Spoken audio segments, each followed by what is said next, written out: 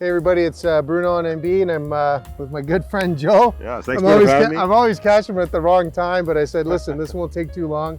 Always on the go here, eh, Joe? You bet, you bet. Me walking slow is slowing you down. You got to get to that job Come on, site. let's walk a little faster here. But no, today what I wanted to talk to you about is like, while being on a job site, it reminds you that so many, like the permits and licensing that you need. Mm-hmm. Let's walk through that. Like, first of all, why do you even need these things when you're doing a renovation?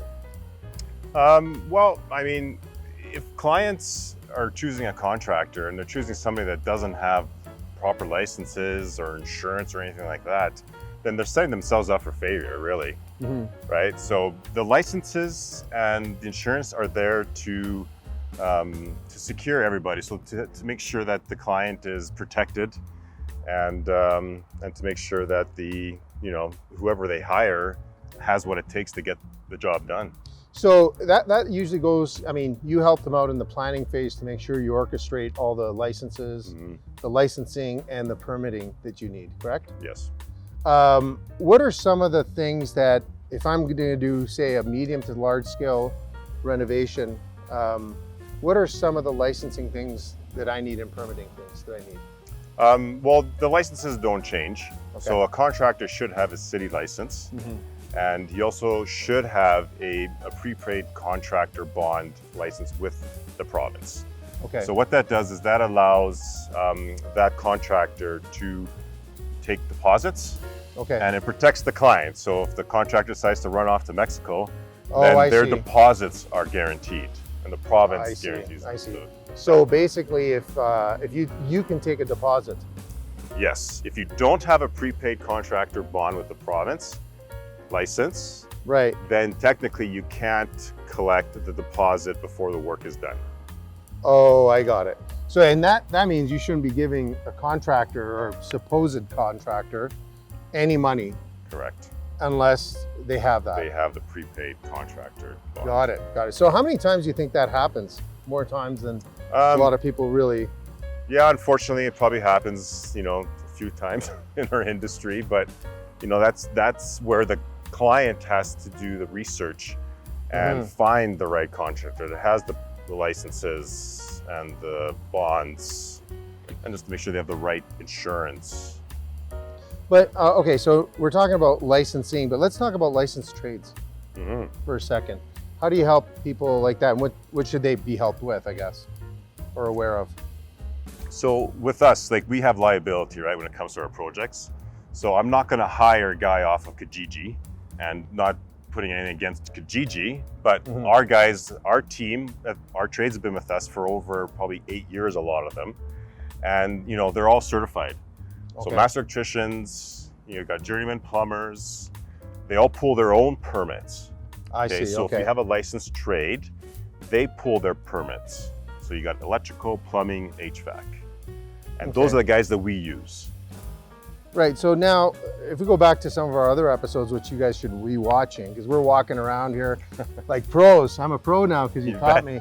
But here's something: is that during your process, turnkey home renovations, specific process, you end up getting, I call it the binder, right? And once everything's done, you got your asbestos verification, et cetera, you can put your permits in there. Like when your electricians and your tradespeople pull permits, am I allowed to have a copy of that? Yeah, like we would have our building permit would be posted on the building, Right. but not necessarily an electrical, plumbing, or gas permit. Okay.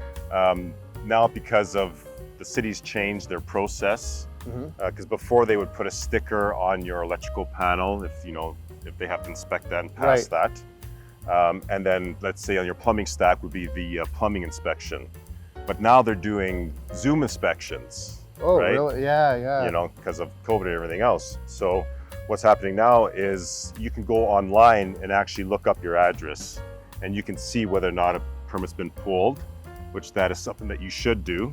Right.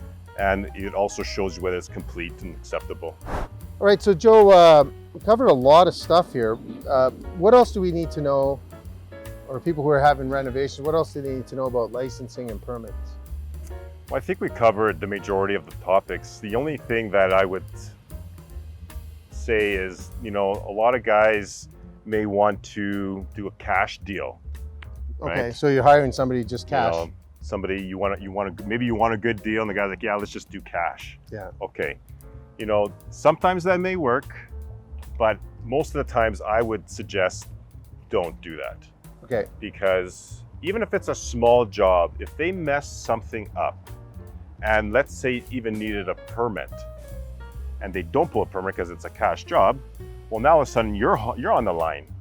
Right. So if they mess something up, and then now you have an insurance claim, the insurance is gonna have a problem with that too. Yeah. Oh, who'd you hire? Right. I mean, you can say you did it yourself, but still, it's too many headaches. Well, and amount plus of money you're paying that- somebody too, right? For the amount of money that you save, I think it's not worth it. Yeah. Well, you know, in some provinces, they kind of say, you know, do me a cash deal so I don't pay the taxes.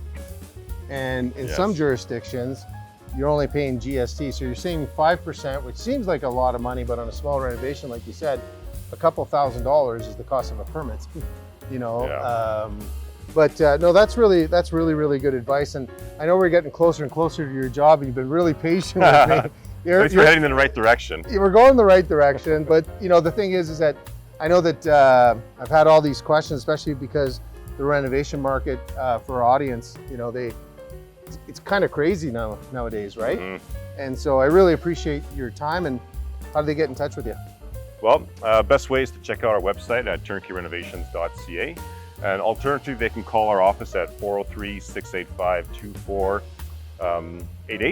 and speak to one of our team members, and they'll set up a consultation. Yeah. Well, all my friends will bring cash anyways, but well, you know, you got to give them a receipt. Maybe we can let it slide for you. Yeah, there you go. All right, guys. Thanks again, Joe. Lots of fun. All right. Thanks for your Bruno. time. Okay. Bye-bye. Hey, everybody. I hope you enjoyed this episode. Remember, if you want someone you know to be our next guest, simple.